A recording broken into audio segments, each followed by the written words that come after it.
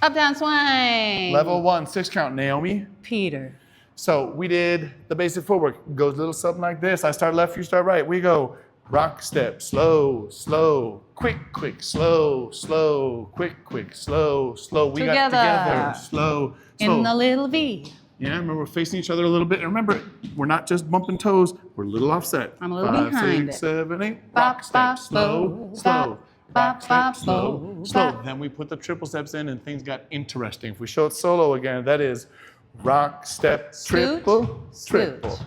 Rock, step, triple step, triple step. Just that little scoot, don't overthink it. And we asked you not to go far with the feet, small with the feet, and change your weight. Keep it in your shadow.